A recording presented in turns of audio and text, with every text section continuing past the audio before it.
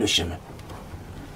Donc, je voudrais dire que le prêtre, l'évêque de Yagoua est sur la même longueur d'onde qu'un autre évêque, c'est-à-dire Monseigneur Cléda, qui déclara à la suite de l'assassinat de Benoît Bara que le Cameroun détient le record d'assassinat de prélats.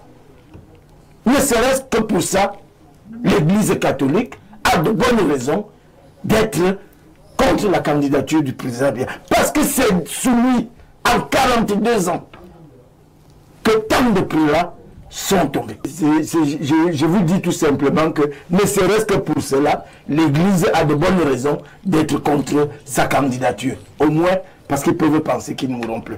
Je dis que la candidature du président Biya, aujourd'hui, est une criminelle ambition. Quand on a atteint l'âge que le président a atteint et avoir bénéficié de toutes les grâces, je dis que le Cameroun lui a tout donné. Il fait preuve d'un courage de vendeur de cercueil s'il se déclare candidat.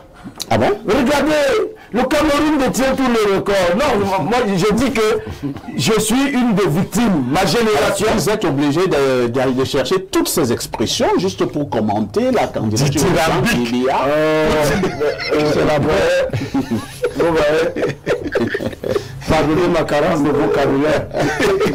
Mais donnez-moi de l'argent. Je voudrais tout simplement dire que le président Biya, s'il lui reste encore une petite côte d'amour dans ce pays, ne peut pas nous dire qu'en 42 ans de pouvoir, il n'a fabriqué personne dans le RDPC, partout, qui puisse continuer son œuvre. Non, c'est une insulte pour tous ceux qui l'accompagnent. Quand je les entends crier sur les plateaux, c'est derrière les statuts du parti. Oh non, non, non, non. Le Cameroun aujourd'hui est à la traîne. À la traîne parce que le président est fatigué. Très bien. Non, laissez-moi, sinon vous ne nous invitez plus. Et en disant que le Cameroun aujourd'hui, ça fait 7 ans qu'il n'y a pas eu de gouvernement, il n'y a eu aucune décision de souveraineté, il n'y a rien qui nous prouve que le président travaille et gouverne. Nous avons le plus vieux président de la République au monde, nous avons le plus vieux président de l'Assemblée au monde, nous avons le plus vieux député au monde, le plus vieux commissaire de police en service au monde, le plus vieux général en service au monde. Non, le plus vieux président du Conseil constitutionnel au monde. Non, quand même. On est venu les accompagner. Non. Là, vous avez chuté. C'était ça son problème. On n'est pas venu les accompagner. J'ai dit que le président doit pouvoir lui-même dire à ces gens-là que à 92 ans, 7 ans de plus, et il doit convaincre son entourage. Parce que le dernier mandat de 2018 à 2025, nous avons été gouvernés derrière les rideaux. Merci. Et les gens ne le disent pas. Et voilà un mandat qu'on va encore chercher pour continuer à nous gouverner derrière les rideaux.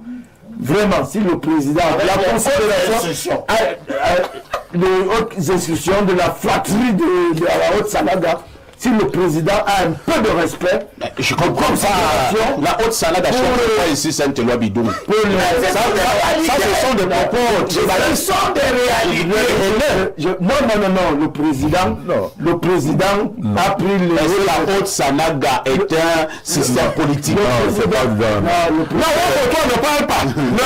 Mais finalement, vous n'allez pas parler ça. Est-ce que je donne à Saint-Éloi un peu d'énergie? Parce que la Bible dit ce qu'il dit. Non. J'ai dit au président, vraiment, nous avons déjà tout perdu, notre génération. Maintenant, on est en train d'hypothéquer la génération des enfants, de nos petits-enfants. Parce qu'ils vont payer. Ils vont payer tout ce qu'on fait là. Que le président, même si c'est sa femme, même si c'est son fils, même si c'est son neveu, même si c'est... même si c'est le diable, même si... qu'il va quelqu'un d'autre. Dans son propre... Parce que là, il va droit au chaudron.